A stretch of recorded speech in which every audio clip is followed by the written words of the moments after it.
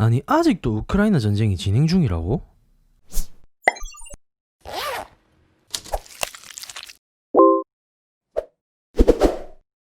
안녕하세요, 지알람입니다.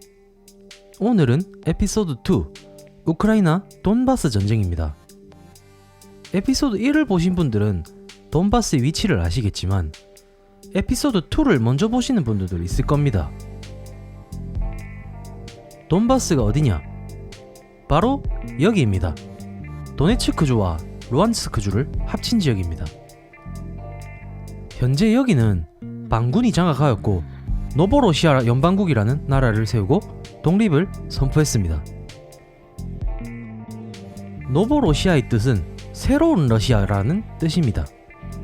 18세기 러시아 제국의 영향권에 들어온 러시아의 새 영토를 일컫는 말입니다. 노보로시아는 도네츠크주의 도네츠크 인민공화국, 루간스크주의 루간스크 인민공화국을 합친 지역입니다. 수도는 도네츠크입니다. 도네츠크는 2014년 4월 7일 독립을 선포하였고 루안스크는 2014년 4월 28일 독립을 선포하였습니다.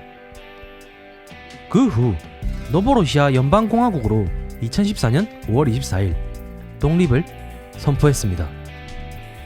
2014년 에피소드 1에서 얘기했던 유로마이단 사태 때 도네츠크와 루안스크 그리고 오데사와 하르키우가 독립을 선언했습니다. 하지만 오데사와 하르키우는 우크라이나 정부가 속전속결로 제압하여 우크라이나의 통제하에 있게 되었습니다.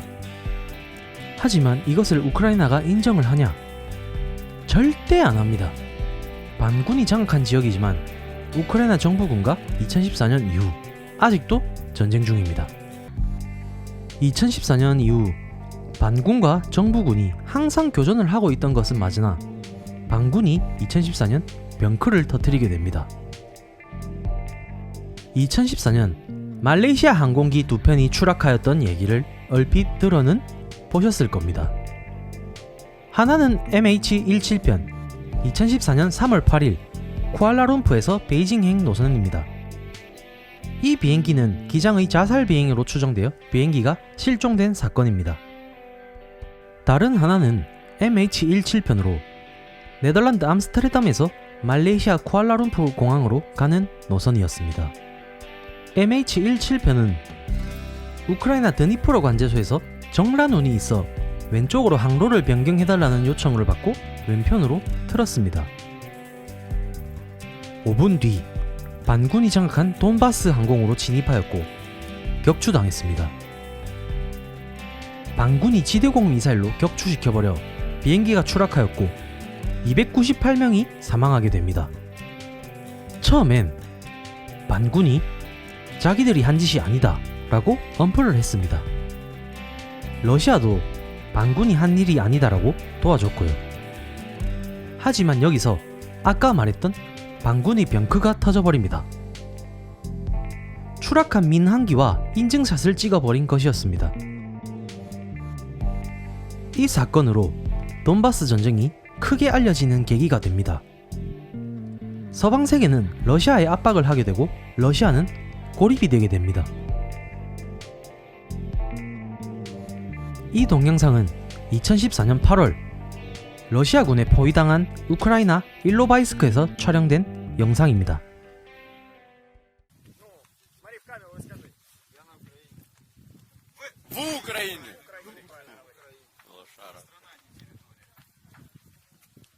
Короче, ребята, дайте я скажу. Смотрите на меня.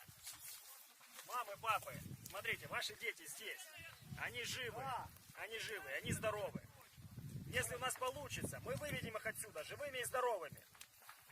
Поймите нас, нам не нужна лишняя кровь.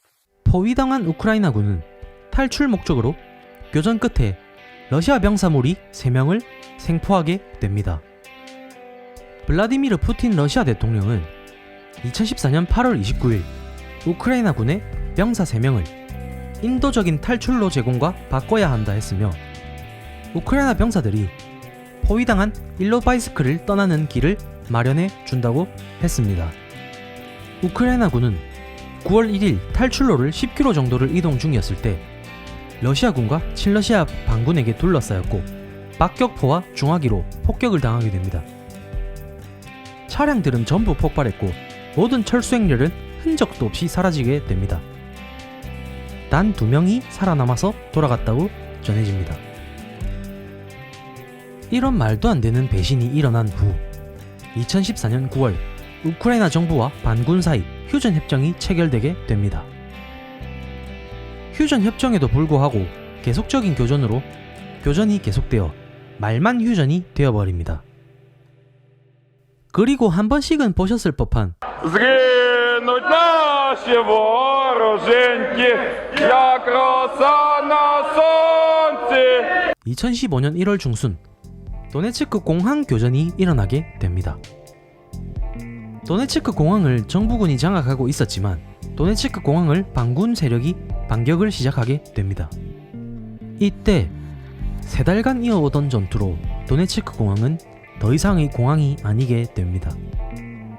또 한 곳은 우크라이나의 가장 큰 축구팀 중인 하나인 샤흐타르 도네츠크입니다.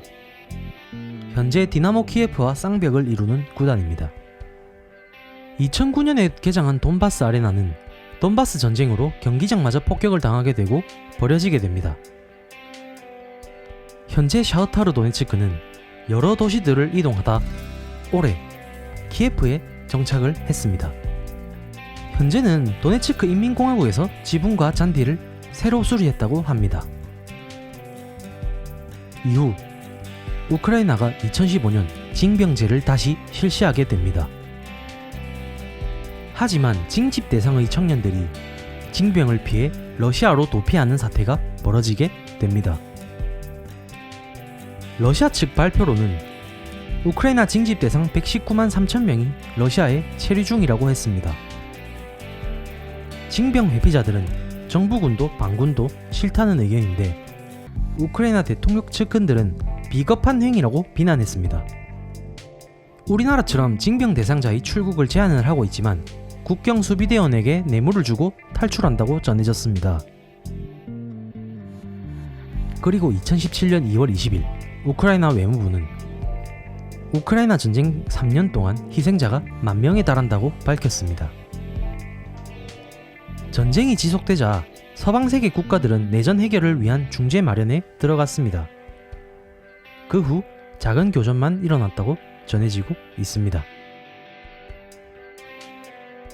2018년 6월 9일 포로셴코 대통령과 푸틴 대통령은 전화통화를 했고 동부지역 분쟁 해결 반환과 포로 교환 문제를 논의했다고 했습니다. 8월 31일 이 화해를 파괴할 만한 사태가 나타납니다.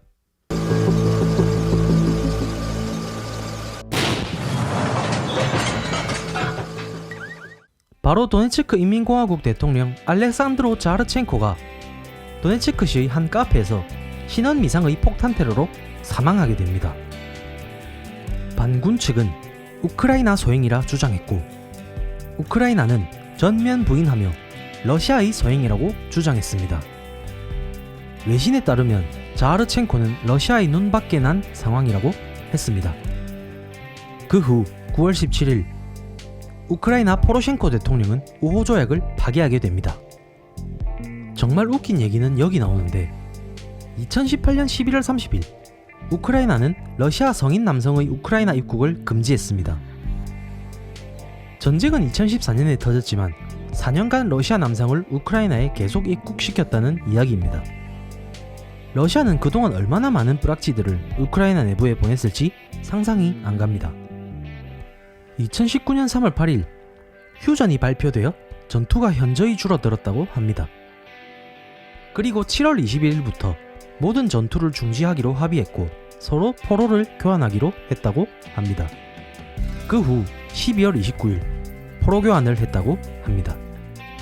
올해 2020년에는 코로나 사태로 교전이 일어났다고 전해지는 것은 없습니다. 하지만 서로 신경전을 벌이고 있다고 합니다. 7월 26일 프란치스코 교황은 돈바스 지역에 대한 휴전 협의가 이번에는 실천되길 바란다고 전했습니다. 푸틴 대통령은 배우 출신 젤렌스키 대통령의 제의로 전화회담을 했고 7월 27일부로 휴전을 하고 그 효력을 발생시키자고 합의했다고 크렘린궁에서 밝혔다고 합니다. 제가 이 전쟁을 찾으면서 2014년 말과 2015년 중순까지만 하더라도 최소 5시간짜리가 나올 것 같아 이것만 다뤘을 때 재미없고 안 보게 될 것 같아 큰 사건만 요약하였습니다. 반군의 말도 안 되는 시내버스 테러 이런 얘기들은 너무 잔인해서 차마 넣지 못했습니다. 2019년 1월 4일간 우크라이나 키예프를 직접 갔을 때 느낀 점과 돈바스 전쟁을 찾아보고 새로이 알게 된 사실들의 내용과는 좀 괴리감이 있었습니다. 우크라이나 키예프 입국을 할 때 총을 든 군인들이 수십 명이 보였지만 그 당시에는 이 정도로는 잘 몰랐습니다. 러시아 성인 남성 입국을 금지하기 위한 정책이 펼쳐진 지 얼마 안 됐을 때라 군인들 또한 긴장하고 있었을 부분이 없지 않았나 생각합니다. 하지만 동양인인 저에게 물어본 것은 며칠 있다 갈 거니? 였습니다.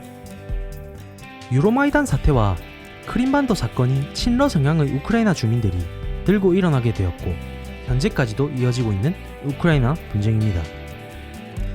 조속히 합의가 되어 모두가 편안해질 우크라이나를 기다리겠습니다. 시청해주셔서 감사합니다.